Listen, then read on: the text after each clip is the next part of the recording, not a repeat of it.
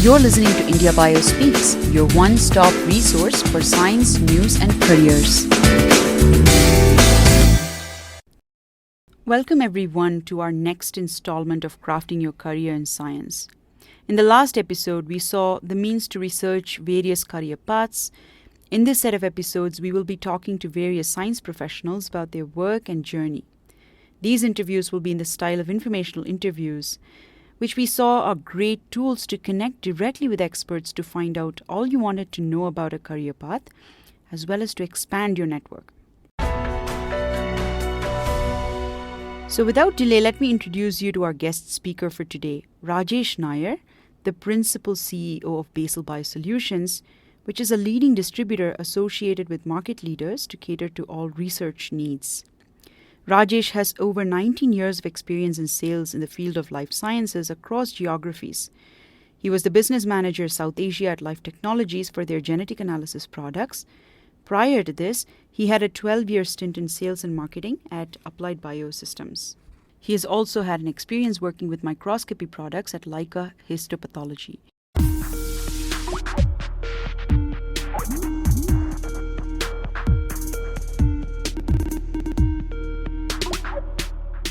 Thank you very much, Rajesh, for joining us today on this informational interview chat. Thank you for inviting me for this small discussion. Rajesh, let me begin by asking you about your career path. What is it that sparked your interest in business management that caters to research needs? What are the events in your life that led you to embark on this career trajectory? I did my post-graduation in zoology, which was way back in early 90s. And if you ask me, or if you go and ask anyone, they would only talk about careers in academics those days. When somebody does post-graduation in science, the path they normally get is they do a research program, they do a PhD and stuff like that. Right. But I always felt that these are not the real right thing which really I wanted to do. I always felt like I should do something very enterprising and seek a job that can entertain me in a longer run. Right. And that's the point I started exploring different options. And also it was very early to think about a career as a businessman in those days. Right. So I considered sales would be an apt career for me and to achieve something towards that goal. And being a student of biology, I also did not want to really move away from what I really studied. And this is when I got a chance to get into an interview with a company named Lab India for products for histopathology and microscopy. And I thought that could be a right choice and right time to start a career. It was way back in 1995. The journey was quite a long, moved into different directions, different territories, different products and technologies. And now we're slowly getting settled down in Basal Biosolutions. It's a small, young company. We are a 5-year-old company bringing in more technologies in this field. That's great, Rajesh. So you mentioned Basal Biosolutions, which is a young enterprise. So in Basal Biosolutions, as its CEO, what are your responsibilities? What kind of decisions you make? Or what are the issues that you typically deal with in a day? The primary responsibility is to make sure that the operational excellence of the company, also make sure that the performance and the top line growth is maintained. We bring a lot of new core technologies to the market, explore the needs of the market, understand the needs of the customers, research groups, and ultimately the goal is to make sure that Basal as a company should be one among the non-young upcoming companies in the market. That's what my major thing which I look at. Rajesh, I'm really curious what a typical day or a week is like for you. Yeah, that's an interesting question. Describing a week is very complex as it is somewhat very unpredictable because you get into an unscheduled travel and business meetings. But normally in a day as I plan, when I'm in Bangalore, I normally wake up at around 6 o'clock, do a little bit of workout and yoga and meditation. Also try to connect with my friends on the social media for some time. I plan the work because most of my team members sends their daily plan early in the morning. So I try to fix that, note those things in my diary. And most of the time at 9:30 I'm at my work, and retire home in the evening around by 8, spend some time with the family, and usually go to bed by around 11. And I always believe that you need to really take care of yourself throughout the day, so that you will be able to attend to each and every need of your team members as well as definitely the family members. So it's very important to plan the day and make it very energetic. That's great, Rajesh. I can see that your schedule per day is long as well as busy, and it's a great way to start the day, as you said, with a great morning routine that involves a workout or a meditation that helps you attend to yourself first before you put yourself out there in the world. I'm sure your work involves a lot of traveling. Is this something you enjoy? And how does it integrate into your lifestyle or impact it? One of the most underlying things is that I am not a salesperson or a businessman by accident. Rather, I am here by intent. So, for that reason only, I enjoy each and every aspect of this job. So, if you ask me if there is anything I really do not like about this job, I don't think so. Anything is there to say. And I definitely like to meet a lot of people. I like meetings, different complex characters. Traveling is something which I really like. And to be on the lighter side, I can always say that I always have a small bag in my home ready to pack and go for a travel in a very quick note. Rajesh, it is great to see the enthusiasm that you have for every aspect of your work. Since you say that meeting people is an essential component of your work, would you then call yourself an extrovert? I'm really comfortable with meeting a lot of people, interacting with them and dealing people, and which also make very much comfortable for myself as well. So interacting with the people makes me more energetic, and as a businessman, the more you go around to meet customers, I think the more number of business will come in. And every day is a learning curve for me, but that does not make me as a really an extrovert. I probably may be a little bit of an extrovert as well as a little bit of an introvert, maybe in between that. So, Rajesh, with the growing needs in the market, I'm sure there must be a lot of competition. So, how do you deal with competition from other players in the field?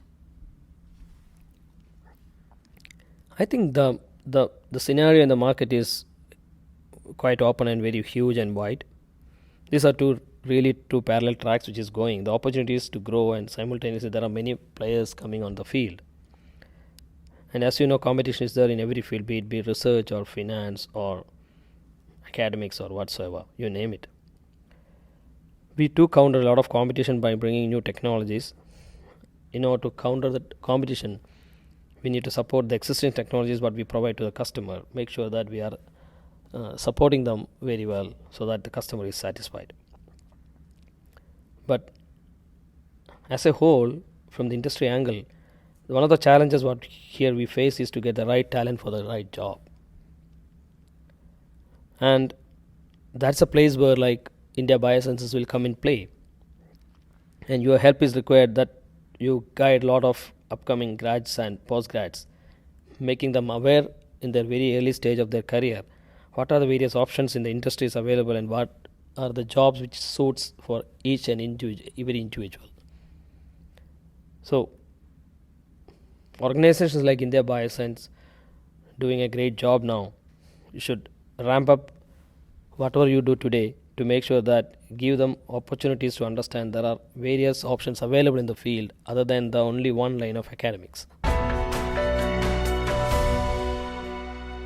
Now, about the field in general, what opportunities exist for graduates that might want to consider this career trajectory? What is the issues and trends in business management and in the sciences, especially in the life science ecosystem in India?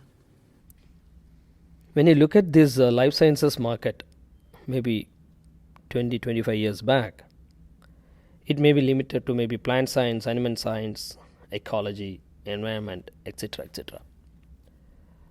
But maybe when the starting part of 2000, it started becoming several branches into the basic sciences started coming. There are sub branches within the sciences. Even you say if you look at the basic cell biology and molecular biology, that also gone into super specialization actually now. Like nanotechnology has come, stem cell has come. The technologies are also becoming more super specialized to cater to research needs nowadays. So hence the opportunities for people who are coming up is much more than earlier days. But at the same point of time, I'm emphasizing again, there's a huge responsibility here for the role of mentors coming in here. A mentor should introduce grads to many of the different pathways available as a science graduate. And I have seen many people who have worked in the lab become successful product managers, product specialists, app scientists, business managers, etc. Unless we branch or take a plunge onto that, we'll never know what it is good for us. So some form of mentoring from the college level is very important to understand each and every person's skill sets and aptitude. So there are a lot of opportunities available in the market now. The only thing is like that, what they wanted to get trained and they want to test themselves for a career suitable for them.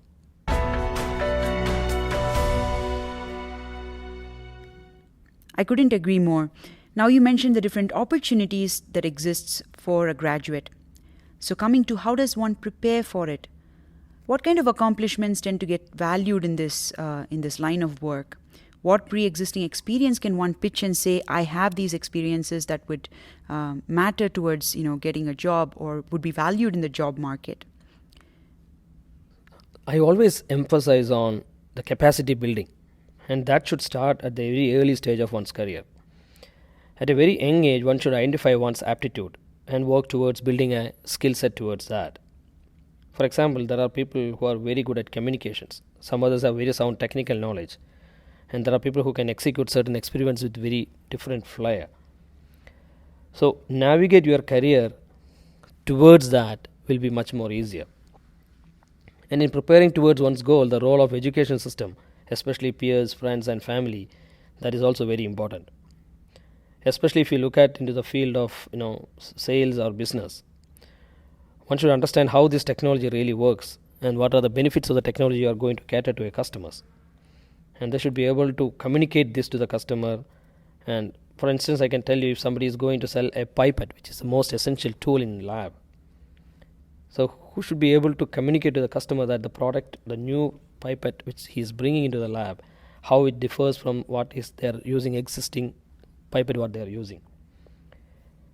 I think in my opinion, sales and business management is one of the most beautiful jobs anybody can take, because every day is a new day.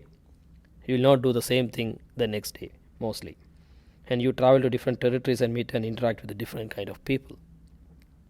And when your skill set are known to your customers, it will be automatically known in the market, and then opportunity automatically will come to your doorstep, and then your next level growth will be very easy. And I have seen there are many parallel tracks as well. Example, business management, students can do MBA, take up management job, do marketing and finance. And I can give a classical example. In one of the organizations which I worked, one of the top APAC manager, he is actually a PhD in cell biology. Then he went and did business studies in Stanford, and then from there he joined McKinsey, and then from there he has come and joined the corporate management. So he was one of the successful scientists, rather I put it the other way. So opportunities are always there. Only thing is like that you have to understand what are you good at and hone those skills and then move ahead and then look for opportunities. That's very well put, Rajesh, and it's very inspiring to see the enthusiasm that you have for your line of work, and also, explaining to us really nicely what are the different opportunities, challenges, and the importance of preparing from very early on. Besides this, from your experiences and your journey, are there any words of career wisdom that you would like to leave our listeners with today? One important thing which I wanted to tell everyone is that never get into any job with a preset mind. When you go with a preset mind, your mind always works in the same way. But at some point you should open out like a parachute. So when you open out, you see wide scope of opportunity. Example, if you can ask somebody to look through a peephole, or you can ask someone to open a window and see. If you look through the people, you may see 2 or 3 cows. but when you open, you can see a herd of cows grazing over there. And if you historically look at that, there are many people, Nobel Prize winners in biology especially. They may not be a pure biologist. They all come from background of chemistry. Although studied chemistry, they applied those principles in biology, discovered the structures of RNA, DNA, proteins, etc. So never ever drop into anything with the preconceived notions. Take it as it comes and plan out your career in a way that works best for you. Thank you, Rajesh, for the interesting and inspiring message. It was a pleasure talking to you and hearing valuable experiences from your career journey. Thank you all for listening. I hope you enjoyed this episode. Be sure to subscribe for more such exciting episodes only at Crafting Your Career in Science. If you're passionate about scientific research, communication, outreach, and science education as we are, please connect and engage with us, and here are some ways that you can do so. Visit our website at www.IndiaBioscience.org. Subscribe to our newsletters.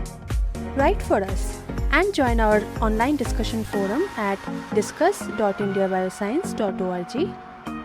Advertise jobs, grants and events in the life sciences on our website. And feel free to contact us anytime at hello@indiabioscience.org. Until next time, enjoy your science and stay engaged to enable change.